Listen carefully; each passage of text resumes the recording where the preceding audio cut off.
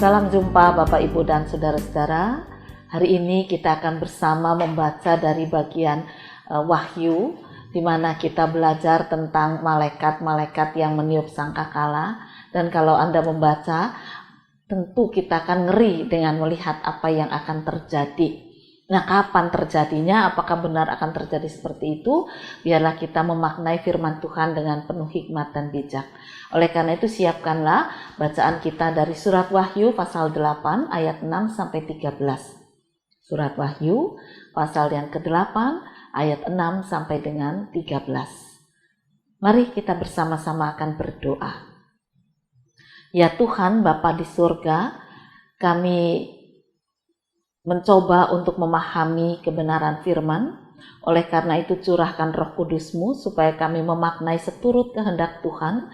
Karena firman-Mu bukan untuk menakut-nakuti, tetapi firman-Mu untuk memberikan pengharapan dan kekuatan. Oleh karena itu, curahkan kuasa Roh Kudus agar kami mampu memahami kebenaran firman Tuhan. Inilah doa kami dalam nama Tuhan Yesus Kristus. Amin. Dan ketujuh malaikat yang memegang ketujuh sangkakala itu bersiap-siap untuk meniup sangkakala. Lalu malaikat yang pertama meniup sangkakalanya, dan terjadilah hujan es dan api bercampur darah, dan semuanya itu dilemparkan ke bumi. Maka terbakarlah sepertiga dari bumi, dan sepertiga dari pohon-pohon, dan hanguslah seluruh rumput-rumputan hijau. Lalu malaikat yang kedua meniup sangkakalanya, dan ada sesuatu seperti gunung besar yang menyala-nyala oleh api dilemparkan ke dalam laut. Dan sepertiga dari laut itu menjadi darah, dan matilah sepertiga dari segala makhluk yang bernyawa di dalam laut, dan binasalah sepertiga dari semua kapal. Lalu malaikat yang ketiga meniup sangkakalanya, dan jatuhlah dari langit sebuah bintang besar, menyala-nyala seperti obor. Dan ia menimpa sepertiga dari sungai-sungai dan mata-mata air. Nama bintang itu ialah Absintus. Dan sepertiga dari semua air menjadi absintus, dan banyak orang mati karena air itu, sebab sudah menjadi pahit. Lalu malaikat yang keempat meniup sangkakalanya, dan terpukullah sepertiga dari matahari, dan sepertiga dari bulan, dan sepertiga dari bintang-bintang. Sehingga sepertiga daripadanya menjadi gelap, dan sepertiga dari siang hari tidak terang, dan demikian juga malam hari.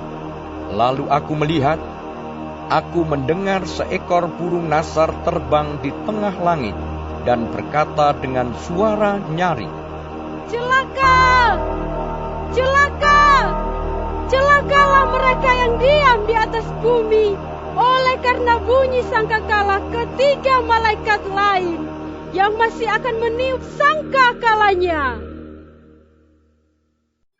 Bapak, Ibu, dan Saudara-saudara, surat Wahyu pasal 8 mulai ayat 6 sampai 13 itu menggambarkan pada saatnya nanti akan ada 7 malaikat yang diutus Tuhan meniup sangkakala.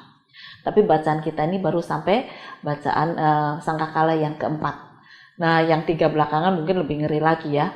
Kalau Anda sudah baca, tentu di sana digambarkan bagaimana malaikat pertama itu meniup sangkakala, lalu terjadilah hujan es dan hujan api serta darah. Kebayang enggak apa yang terjadi? Lalu bagaimana dengan situasi masa kini ketika tiba-tiba badai tofan mengamuk di beberapa daerah belahan bumi ini? Kita mendengar berita-berita yang cukup menakutkan, adanya La Nina, adanya apalagi nama badainya bagus-bagus tetapi semuanya mengerikan.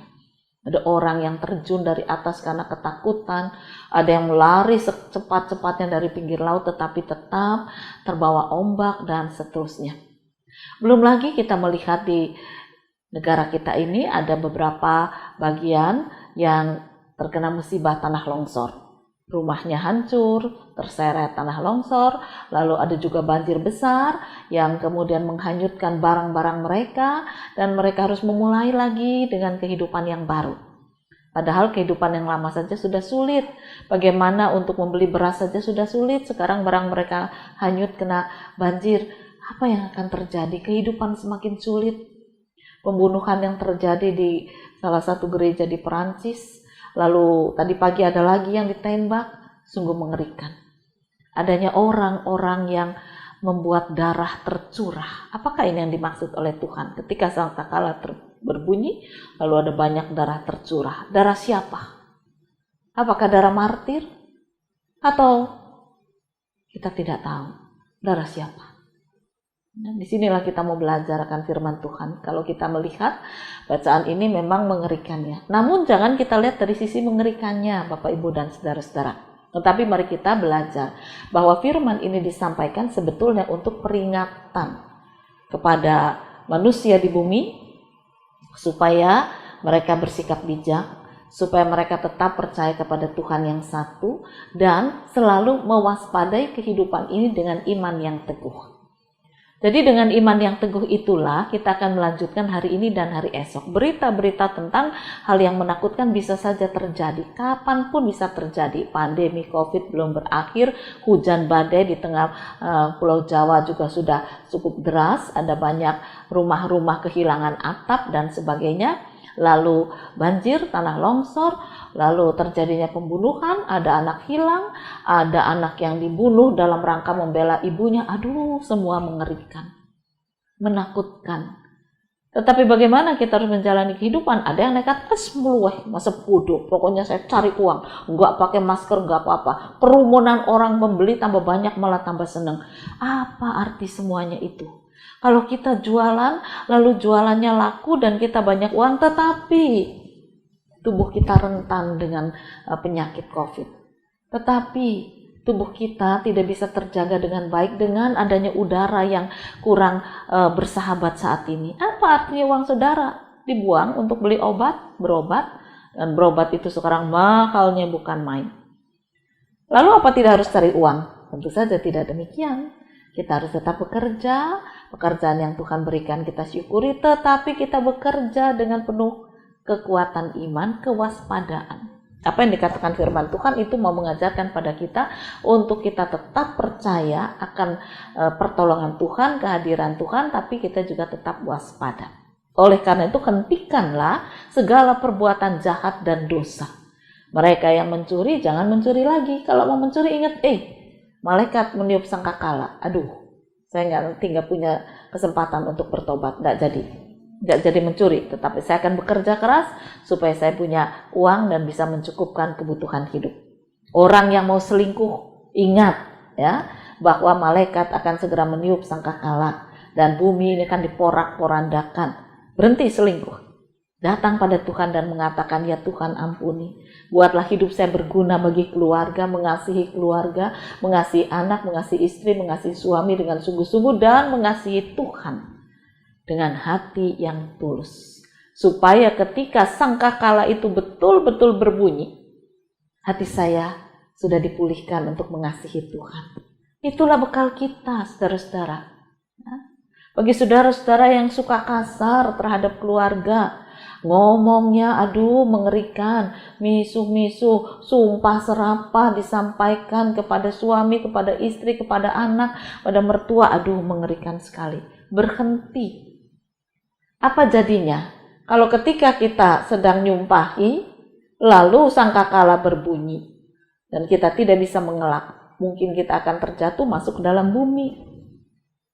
Oleh karena itu, jangan lakukan lagi kehidupan yang penuh dengan kengerian di dalam dosa. Itu semua berdosa. Apa artinya kita percaya pada Tuhan Yesus? Kalau sumpah serapah masih ada dalam diri kita, umpat-umpatan masih ada dalam diri kita.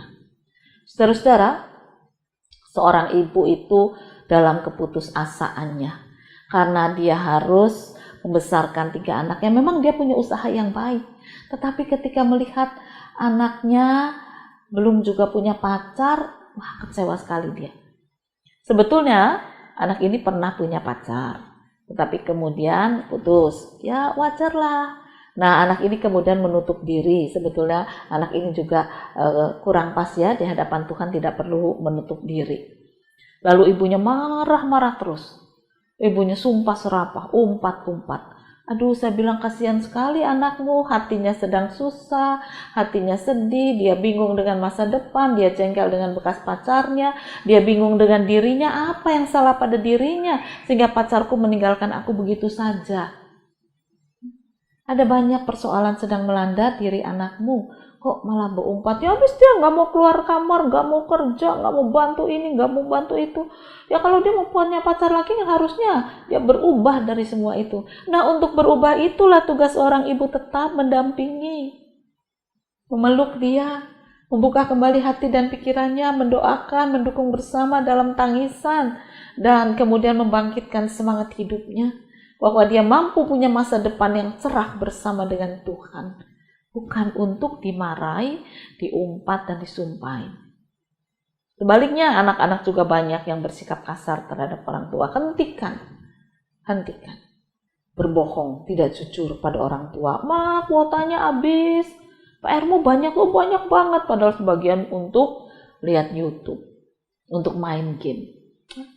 Memeras tenaga orang tua sekarang, aduh, bukan hal yang mudah. Kasihanilah orang tuamu, kasihi mereka dengan hatimu, karena orang tua sudah upaya kerja keras. Bersyukur kalau orang tuanya masih bisa kerja.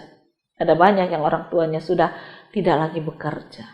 Oleh karena itu jangan kita kemudian tidak mewaspadai kehidupan ini. Nah, itulah arti dari bacaan kita hari ini. Kalaupun ada bahaya-bahaya besar, biarlah itu terjadi, tetapi yang paling penting kita tuh siap, tetap percaya pada pemeliharaan Tuhan. Ya, bahwa saya mau menghentikan segala hidup dalam kuasa dosa, dan sekarang saya berbalik untuk hidup dalam kuasa kasih Allah. Supaya ketika malaikat meniup sangkakala, saya tidak takut. Saya akan menghadapi dengan kekuatan iman, karena saya tahu walaupun tubuh saya hancur, tetapi iman saya yang hidup akan membawa saya masuk dalam kerajaan surga, dan tubuh yang fana ini akan kembali dibangkitkan oleh kuasa kebangkitan Kristus. Nah, oleh karena itu janganlah kita diam. Jangan cuma kita melihat, memandang dengan apatis dan putus asa. Atau kita ikut-ikutan dengan dunia yang fana ini. Dengarkanlah firman Tuhan. Waspadailah kehidupan yang terjadi di sekitar kehidupan saudara. Iman saudara teguhkanlah. Jangan mudah dibujuk rayu oleh iblis yang menyodorkan segepok uang, tetapi membawa pada kehancuran. Biarlah kita bekerja di dalam kasih Tuhan, hidup dalam karya Tuhan, dan kita bisa memandang hari esok dalam sukacita. Kiranya Tuhan memberkati kita bersama, membuat kita berjalan dalam kewaspadaan dan keteguhan iman. Biarlah malaikat meniup sangkakala. Kita sambut dengan sukacita, Tuhan datang. Aku akan pulang ke surga. Selamat berjuang, Tuhan memberkati firman-Nya. Amin. Mari kembali kita akan berdoa. Ya Tuhan, kalau kami membaca firman memang kami ketakutan. Tapi kalau kami menjalani kehidupan, kami diperhadapkan dengan masalah yang sulit, sehingga kami harus bertahan di tengah kesulitan ini. Tidak jarang kami jatuh di dalam kealpaan, dalam dosa kembali. Ampunilah kami. Biarlah kami sekarang belajar untuk mewaspadai kejadian yang terjadi di dunia ini dengan tetap percaya pada Engkau, sehingga sekalipun persoalan dan kesulitan melilit kami akan tetap bertahan dalam iman. Dan ketika malaikat meniupkan sangkakala, kami sambut dengan sukacita karena Engkau datang untuk membawa kami, melepaskan kami dari segala himpitan hidup. Buatlah kami bersyukur untuk firman pada hari ini yang membangkitkan, menyegarkan iman kami.